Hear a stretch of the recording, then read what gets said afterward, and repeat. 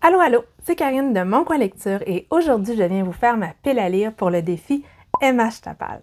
Puis là, je me regarde, là, puis quand je me suis habillée, je me suis dit, je vais être full concept. Je vais mettre ma chemise de bûcheronne parce que, tu sais, MH Tapal, H, bûcher du bois, québécoise, tu sais. Et j'avais même mis mes petits bouts. Sauf que là, je regarde le retour caméra, puis j'ai l'air bien plus colonne que concept. Mais on va y aller pareil. En fait, j'ai l'air un peu en pyjama, vous trouvez pas? N'importe quoi. Bon, ceci dit, je passe ma vie en pyjama. Ce serait pas tellement étonnant. Mais checkez, quand je dis j'étais concept, là, ma tasse de thé est même sur un petit rondin. Avouez que je voulais. Donc, ce défi, vous allez le voir quand même pas mal passer sur les chaînes et les bookstagram québécois, parce que c'est un défi qui a été créé par MH la lectrice, ancienne booktubeuse, et là, je vous le dis, je regrette encore qu'elle ne fasse plus de vidéos parce que moi, elle me faisait mourir de rire. Mais elle est toujours active sur Instagram et c'est surtout sur Instagram que le défi va se dérouler. Elle nous a donc choisi 12 thèmes et le but c'est de sortir 12 livres de sa palle. Ben en fait, je le sais pas, c'est-tu 12? Quand je regarde la longueur de la liste, ça me feel 12, mais je l'ai pas compté. Oh, 12, ça fait douche. Bref, MH, quand je pense à toi, je pense à des douches. Tout va bien. Il faut donc sortir des livres de sa palle. Palle égale pile à lire. Genre, idéalement, il faut pas acheter des livres pour les mettre dans sa palle pour ensuite pouvoir les sortir avec ce défi-là. C'est pas le but. Puis si je le dis, c'est parce que j'aurais pu penser à le faire. Mais je l'ai pas fait. Et en plus, j'ai pris uniquement des livres de ma pile papier. Ce que vous voyez un peu alentour et ce que vous voyez pas parce que c'est aussi derrière la caméra. On y va? Moi, je dis qu'on y va. Donc, la première catégorie, c'était le plus vieux livre de ta pile. Et là, avec mon super magnifique tableau, que j'ai pas terminé d'ailleurs, je sais que le plus vieux livre de ma pile, c'est celui-ci, Ballerina de Vicky Baum. Il est dans ma pile depuis 1990, quand je tripais patins et ballet. Oh mon Dieu, c'est écrit minuscule. Checkez ça, checkez ça. C'est minuscule, les pages sont jaunes, puis en plus, c'est tannant à toucher. Comment je vais faire? Oh mon Dieu, Emma, je suis plus sûre que je t'aime autant. Oh God. Oh. Donc, ça parle de quoi, à part d'une ballerine? Donc, on a une Autriche qui est née en Une Autriche. C'est parce que vous allez comprendre, une autrice qui est née en Autriche en 1888, qui a été chassée d'Autriche par Hitler et qui s'est ramassée aux États-Unis. Et de quoi ça parle? Une danseuse étoile de 45 ans à étoffe qui se rappelle de sa carrière de danseuse. Là, je viens de lire tout le résumé pour essayer de vous dire quelque chose, puis ça raconte toute l'histoire. Est-ce que ça veut dire que je peux le considérer comme lu? Dis MH, ça veut dire ça? Oh God, j'ai peur! Deuxième catégorie, un roman que j'ai acheté à cause des réseaux sociaux. J'ai donc choisi... Puis là, à toutes les fois que je prends un livre sur la pile, là, ma caméra, elle bouge. Vraiment, ma vie est une suite de moments difficiles aujourd'hui. Donc, j'ai choisi We Ride Upon Sticks de Quan Barry. Et ça, je l'ai acheté à cause de Books and Lala, qui est une booktubeuse canadienne que j'adore. En fait, c'est ma plus préf. Elle s'attendait à rien, elle a adoré ça. Si je regarde, ça a l'air une histoire qui se passe dans les années 80 avec full esthétique des années 80 sur le site des procès des sorcières de Salem. Et ça implique une équipe de field hockey, donc de hockey sur gazon, de la magie noire et des héritiers des fameuses sorcières en question. Est-ce que je suis intriguée? Oui, je suis intriguée. Est-ce que j'ai choisi un livre que je viens d'acheter pour me venger du livre acheté en 1990? Certes, mais j'ai fort envie de le lire. Troisième catégorie, une série. Et là, j'avais largement le choix parce que je me suis amusée à faire une liste de toutes les séries que j'avais commencées et pas terminées. Un jour, je vais peut-être en faire une vidéo. Peut-être. Et dans celle que j'ai commencée il n'y a pas si longtemps et dont j'avais beaucoup aimé le premier tome, il y a cette petite série jeunesse de Michelle Harrison qui commençait avec une pincée de magie et qui se poursuit avec un soupçon de sorcellerie. Le premier tome était mignon comme tout, c'était surtout une histoire de sœurs et moi les histoires de sœurs et de famille, ça me touche toujours. J'ai essayé de refiler le premier tome à ma nièce, j'espère aimer autant le deuxième pour essayer d'y refiler la série au complet. Et là, dans le tome 2, je ne vais pas vous expliquer qu'est-ce qui va se passer et pourquoi ça peut se passer, parce que je vous spoil le tome 1. Mais ça semble parler encore de relations entre sœurs. Il y a une mystérieuse fillette qui leur demande de trouver une île qui n'existe sur aucune carte. Mon âme d'enfant a déjà hâte. Quatrième catégorie, un roman qui nous sort de notre zone de confort. Ce qu'il faut savoir, c'est que j'ai une zone de confort assez large. Tu sais, je suis assez éclectique. Je vais lire autant des classiques que de la science-fiction, que de l'horreur, que de la jeunesse, que des albums, que des BD. C'est rare que je suis pas très confortable. Par contre, le truc avec lequel je suis le moins confortable, c'est clairement la romance. C'est quelque chose que je lis pas tant et qui m'énerve souvent, j'avoue. Donc, je me suis dit, je vais aller voir dans ma pile de SP que j'avais pas demandé pour voir s'il n'y a pas un truc qui me sortirait de ma zone de confort en ce sens-là. Et j'ai trouvé ce roman-là, qui est un roman québécois, qui est La Note brisée de Jessica David. Ça a l'air d'être une histoire d'amour, ça a l'air de parler de musique, mais là, je vois sportif émérite taillé comme un dieu grec, puis j'ai peur, tu sais, comprenez-vous? J'ai peur. Ça a l'air de traiter quand même de sujets graves, il y a l'air d'avoir un choc post-traumatique là-dedans, un accident, et surtout, j'ai lu de très très bonnes critiques de la part de personnes à qui je fais confiance. Même d'autres chialeuses, la romance, fait que peut-être que ça peut me plaire. On va espérer.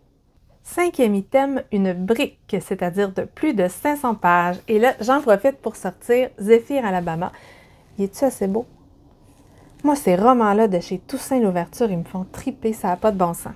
Puis là, je m'en vais hors sujet, mais savez-vous quoi? Ils vont sortir toute la trilogie Émilie de la Nouvelle Lune dans le même genre d'édition que les Anne. Écoutez, j'ai fait une danse de la joie quand j'ai appris ça. Il va me les falloir. Donc, c'est sûr que je vais en France l'année prochaine pour pouvoir les trouver. Attendez-moi, j'arrive. Mais revenons à Zéphyr Alabama. Non mais checkez, même le dos est beau, c'est trop beau.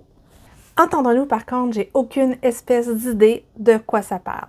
C'est un roman qui a été écrit au début des années 90 aux États-Unis et qui a été réédité par M. Toussaint Louverture. Donc on va voir, mais juste pour avoir cet objet dans les mains pendant quelques jours, moi je dis que c'est cool. Catégorie suivante, un livre brun. Et là, j'imagine Emmache dire ce mot-là. Il me semble qu'elle serait capable d'y mettre une intonation puis un accent de la mort qui tue. Bref, Emmache, il faut que tu dises brun pour moi. Et là, comble de malheur, parce que je suis un peu différente de d'autres booktubeuses québécoises et la couverture des livres, la couleur, ça me passionne pas. Donc, dans mon tableau, j'ai pas de colonne couleur de livre. Fait qu'il a fallu que je fouille. Et j'ai trouvé un livre récemment récupéré au Salon du Livre qui s'appelle Le Jeu de l'oiseau de Sylvie Drapeau. Et c'est pas mal brun ici, mais brun chiure d'oiseau un peu. C'est pas ma couleur préférée, mais ça fait brun, vous trouvez pas? De Sylvie Drapeau, j'ai lu Le Fleuve il y a de nombreuses années. J'ai adoré la plume, j'ai trouvé ça super beau. D'ailleurs, j'ai acheté le reste de la trilogie que je n'ai toujours pas lu, sinon c'est pas drôle.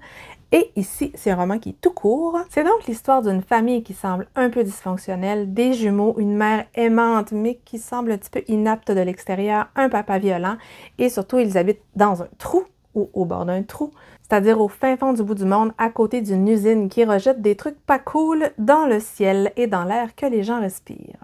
Est-ce que ça ferait par hasard référence à l'actualité? Je sais pas. On verra où ça va s'en aller, mais ça parle d'une ode à l'imagination, à l'instinct de survie et à la force de l'amour maternel. Ouais. Puis, elle écrit tellement bien, cette autrice-là. C'est sûr que je risque d'aimer ça. 7e item, un titre avec un seul mot. Et là, j'avais le choix, mais je l'ai pris un que ça me tentait vraiment de lire. Donc, j'ai choisi Noué de Catherine Voyer-Léger. Catherine Voyer-Léger, c'est une autrice que je connais, une autrice dont j'adore la plume, dont j'aime la façon de penser complexement et qui ne va jamais au plus simple. Ici, nous avons un récit en 3 parties avec des parties autobiographiques qui traitent de la relation mère-fille et connaissant un peu l'autrice des côtés déstabilisants et angoissants de ce type de relation-là, de l'attachement, noué attachement, je m'attends à ça. J'ai très hâte de lire ça. 8e mot-clé, un livre pour apprendre ou pour réfléchir. J'avais tout ce qu'il fallait, c'est-à-dire De racines et de mots, qui est un recueil d'essais ou de textes qui a été dirigé par Richard Mignot, qui est un blogueur, sur le site Polar Noir, Polar Blanc, et c'est également lui qui a dirigé la collection Crime à la librairie, Crime à la bibliothèque. C'est un grand lecteur, une personne adorable, et ici, il a rassemblé toute une brochette d'auteurs pour parler de racines, de langue, de mots. On parle de langues qui vivent, qui survivent, qui revivent. Et comme vous le savez, quand ça parle de langue, de langage, tout ce genre de trucs-là, je suis fan. Donc voilà, je vais sûrement apprendre des choses. 9e item, un livre publié avant 2000. Là, j'avais le choix. J'ai failli choisir un gros méga classique qui est là. Sauf que j'ai dit, bon, attends un petit peu. On va y aller vers le plus facile quand même. Parce que des classiques, c'est clair, je vais en lire, mais tu sais, je me connais. Je suis hyper opposante. Il suffit que je dise que je vais lire celui-là pour lire tout le reste de la pile, sauf celui-là. Fait que j'ai pas pris ça. Et je suis plutôt allée vers un roman qui a été écrit en 1978, que j'ai dans ma pile depuis le début des années 2000. caché, c'est honteux, comme dirait Cornelius. Mais je vais commencer la série Tales of the City, c'est-à-dire les chroniques de San Francisco d'Hermiston Maupin. Et, parce que sinon c'est pas drôle, quand je l'avais acheté, j'avais acheté toute la série. Je les ai tous. Je l'ai pas commencé. Ça fait 20 ans. Ouais, fouettez-moi.